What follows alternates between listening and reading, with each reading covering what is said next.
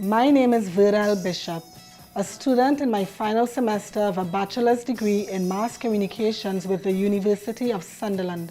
As part of my final major, I had to produce a film.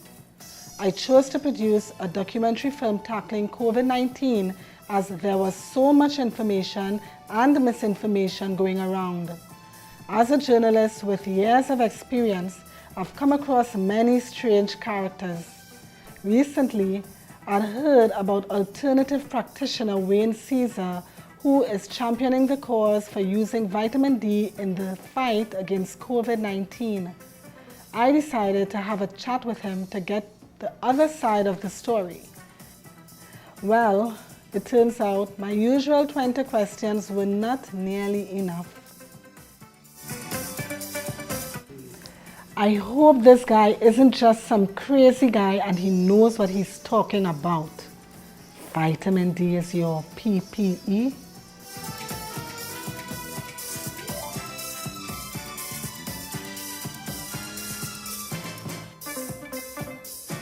I guess this is the place. Oh well, let's do this.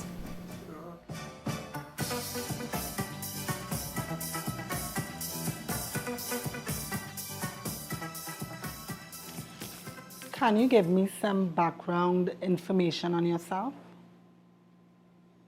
First of all, let me just say I'm not a conspiracy theorist. I'm an alternative practitioner and have been specializing in allergies, addiction, and neurodegenerative diseases. What is COVID-19 and what causes it? What we were told initially and what we now know are quite a bit different, but in the beginning, this is what we were told. COVID-19 is supposed to be a disease that we get when we become infected with the novel coronavirus, which was codenamed SARS-CoV-2. The virus was said to be a hybrid between a bat and a human virus. And that was supposed to be caused by someone eating bats in a market in Wuhan, China. That was popularized on social media, even though that's not possible in real life. So how did the virus start? Well, it didn't start in a market for sure. Viruses do not normally jump across species. And in fact, the only coronaviruses to do so happened in the last decade or so, so they seem more man-made and natural. And why is it the virus is so deadly? Well, as far as viruses go, the SARS-2 virus is not deadly at all. What makes it dangerous is the overreaction of our immune system after infection, which produces a lot of inflammation, primarily in the lungs, leading to severe lung damage. So it's not the virus that's actually destructive, but the unregulated reaction of the immune system that's doing most of the damage. Why did some people and some countries suffer more than others? Well, that was a difficult question to answer at first, but if you examine all the anomalies carefully, a big light, so to speak, is thrown on vitamin D as a common denominator.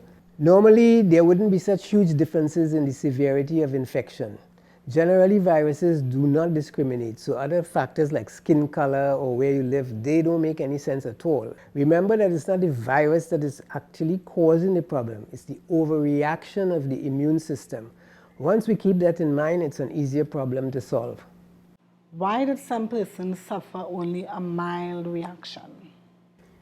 That's a good question. Most viruses do not want to kill their host. They want to have what is known as a symbiotic relationship. They want to exist within the host. If the host dies, then that's the end of the virus. Everything in nature wants to be self-propagating. The virus will be only too happy to live in us and replicate. But our immune system has other ideas. Anything foreign has to be eliminated. So a mild infection, other than being infected by only a little bit of the virus, is really a mild reaction to infection. How can the immune system destroy the virus? The immune system is a very sophisticated collection of cells that can handle virtually every pathogen that's thrown at it, unless, of course, it's compromised. We only know how things work in the body when they don't. We know how the immune system works by studying it when it breaks down or when we become sick. So fever, coughing, sneezing, runny nose, itching, etc. are signs of a working immune system. then we call it a disease, and modern medicine tries its best to stop the symptoms and cure the disease. Why does COVID-19 cause so many complications? The main problem with COVID-19 appears to be a dysregulated immune system. The symptoms include excessive inflammation, then you get hypercoagulation as well as epithelial damage in the lungs caused by the unregulated immune system running wild. The main system regulator or modulator is vitamin D. Vitamin D is one of the most important modulators of immune activity as well as other functions in the body. If the immunoregulators are absent or deficient, the immune system can over or underreact, causing excess inflammation as well as tissue damage. The action of vitamin D has been known through innumerable studies for a number of years. The problem is that vitamin D has been mislabeled. It should actually be called a hormone, and that may be part of the problem that causes it to be overlooked. How do we know this, and why isn't it being talked about? Most people, including doctors, probably assume that it's not important as we don't get it from our food, so the presumption might be that we already have enough of it, even though most of the non-communicable diseases we face are directly related to low vitamin D rates. The fact that vitamin D is actually produced in the body was only discovered in 1978, so it's quite possible that many doctors don't know of the importance or overlook the importance of vitamin D. Why is vitamin D so important? Most cells in the body have vitamin D receptors, and some of them have multiple receptors. So vitamin D is implicated in every single body process. In fact, and this always makes me laugh, the only reason why white people are white is so they could produce more vitamin D as they emigrated away from Africa to the darker countries, those countries with less intense sunlight. Many diseases are strongly associated with low vitamin D levels, including stroke, dementia, asthma, diabetes, preeclampsia, hypertension, pulmonary disease, Kawasaki disease, lung, breast, colon, and prostate cancer, allergies, most autoimmune diseases, including lupus. Many scientific studies on vitamin D have been done, and the information has been available for years. Vitamin D is an immunoregulator of inflammatory response in cases of viral infections. However, why no one has said, hey, we know low vitamin D levels is a problem in lung inflammation. Why don't we try this? Now, that is a question I cannot answer. It's the very same situation with the other diseases that low vitamin D levels is associated with. I can only surmise or say that vitamin D is essentially free. If this is just a vitamin D problem, why did the WHO declare COVID-19 a pandemic? You will have to ask the WHO. COVID was first declared as a public health emergency of international concern, and then shortly afterwards changed to pandemic status. Normally, by the WHO's own definitions, a pandemic has to be causing a case fatality rates of over 12%. And that might have gone out the window. In any case, actual case fatality rates were not being calculated. Only the number of dead were being announced, as no tests were done on asymptomatic persons or those suffering mild symptoms that would correctly be able to ascertain the number of infected, and that eventually led to inaccurate case fatality rate calculations. Case fatality rates are suggested to be 40 to 100 times less than reported if you take into consideration asymptomatic cases.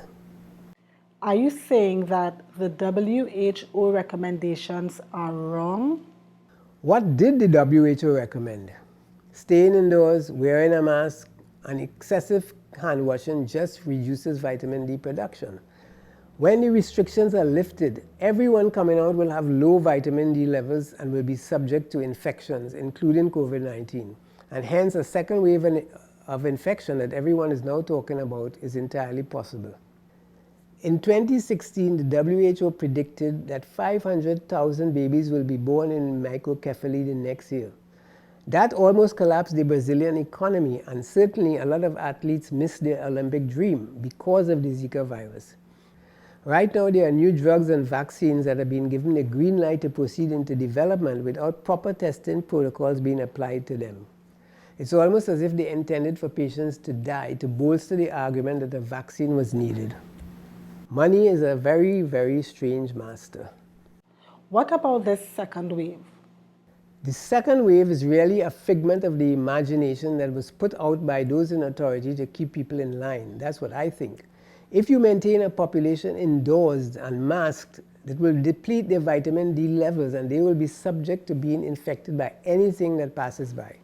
So it is understandable that as soon as lockdown restrictions are lifted, there will be a rise in opportunistic infections such as the common cold.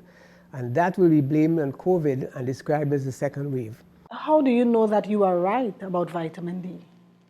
I don't know for sure since no studies have actually been done with COVID-19 on vitamin D, but anecdotal evidence supports it. Statistics are also in support. All severe cases and the dead have had low vitamin D levels. Even though no testing for D level was done, records of C-reactive protein have been extrapolated to calculate D levels.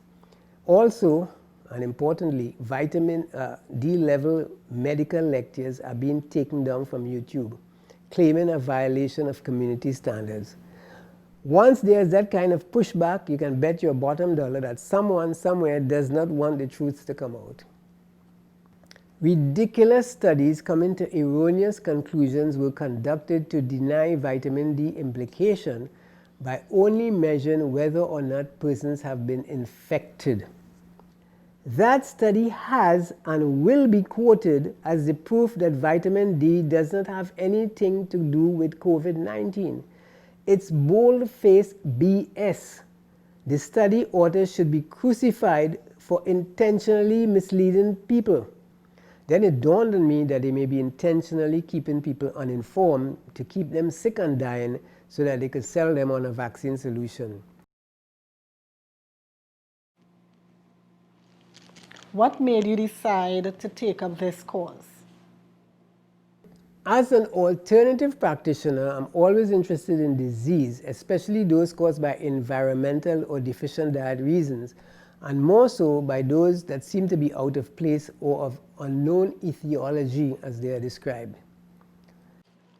How did you go about it?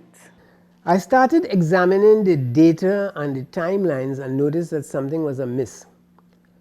The first was the difference in severity between different countries, and then the question of age difference and the severity of effect. That made me realize that there was something that was being overlooked or ignored. I challenged my theory with the known facts, especially the anomalies. If low D levels could explain away the anomalies, I knew that I would be on the right track. How did you convince people? I started telling everyone I knew about it, or at least anyone who would listen. Slowly at first, but I must have been very convincing because after a while I could not find any vitamin D on the pharmacy shelves.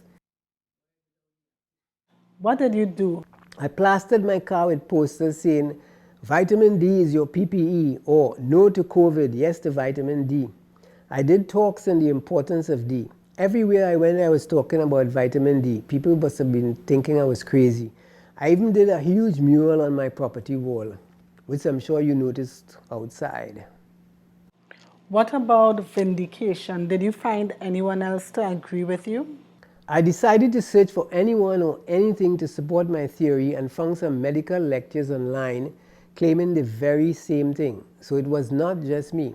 Then other like-minded professionals started coming on board. Guys like Dr. Modin Sayed in California or Dr. John Campbell in the UK with their YouTube medical lectures. I could see that there was a movement starting to spread the word about vitamin D, but no one seemed completely convinced or convincing. How can you be sure that this is a vitamin D problem and not some other cause? In a word, statistics. Scientists in Indonesia found that 98.9% of COVID deaths had low vitamin D status, and only 4% of those with normal D levels died. That's statistically significant. The WHO claims that the virus is hard to fight, both because it's a new virus and because of its high transmissibility. Transmissibility and pathogenesis are inversely proportional. When one is up, the other is down. The fact that the virus is highly transmissible tells you that it is not deadly. A dysregulated immune system is the reason for its overreaction. It's not the virus, it's the immune system that's doing the damage. Everyone agrees on that, but no one is saying, why is the immune system dysregulated and how do we correct that? So why is everyone following the recommendations of the WHO? The main reason is fear. Fear is our most powerful emotion, much more powerful than love or even sexual attraction. We have been told variously that if you are exposed to the virus, you will get the disease and you will surely die. Anyone around you or near you is a potential carrier of a deadly disease and you should stay away from them. We are now modern day lepers. But people are dying everywhere. What are people to think? The fact is, there are many, many more dangerous health problems facing the world than COVID. If everyone had normal vitamin D levels, none of this would have occurred and we would not be in this situation now with a complete lockdown of the entire planet. So instead of the lockdown and the face mask, what should we have been doing? The best course of action would have been, and still is, the boosting of D levels in the population, either by sun exposure or by supplementation, and then allowing the virus to circulate widely. This will cause a community immunity that is better and longer lasting than any vaccine. Most of what is being done is with patients already suffering severe symptoms, but more important is preparing the immune system before infections start with protocols including zinc, melatonin, quercetin, vitamin C, and most prominently, vitamin D. But protection of the vast majority will come about by simply raising vitamin D levels to normal. Then we can unmask and come back out of our prisons, back to the old normal. We keep hearing that a vaccine will be ready soon. Do you recommend that people take it? Vaccines should be used only in certain situations where a very immune compromised person would suffer gravely if affected by a particular pathogen. Viruses don't actually go away completely. It's only community immunity that prevents them from flaring up again. How long will it take for community immunity to be realized? After all, Bill Gates said about 7 years. If a virus has a reproduction number of 2, meaning each person infects 2 others, it will only take about 2 months for community immunity to be achieved. Anyone who says different is intentionally fooling you. The SARS-2 virus is highly transmissible, so its reproduction number will probably be quite high. The entire COVID-19 fiasco seems to be a plan to vaccinate everyone, but the conspiracy theorists believe that there is more in the mortar than the pestle, so to speak. The vaccine was rushed. Not so much to get to the virus as soon as possible, but to get to the people before the threat goes away on its own, which it will as soon as either everyone raises their D levels or become infected enough to cause community immunity. Then, just as with the Zika virus and microcephaly, there will be no need for a vaccine and we can return to our old normal. So how do we convince the man on the street, the ordinary man, that vitamin D is a solution? Well, it will be an uphill battle for sure. Many people are walking around in masks, even when there's no one around for miles. The masks are a symbol of compliance and control. They show us how much fear can control people's behavior. Perhaps the conspiracy theorists are right and that this is just a practice run for something even more sinister. It is my hope, however, that this will be a learning experience to first show how people can be so easily manipulated by fear, and also to show that the natural way is the best, and that with all the advances in science, all it takes is a little common sense and a good diet to overcome any health obstacle.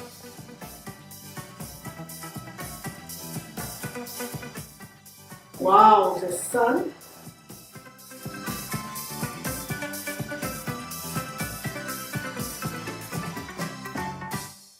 I never realized how important the sun was. Vitamin D is really your PPE.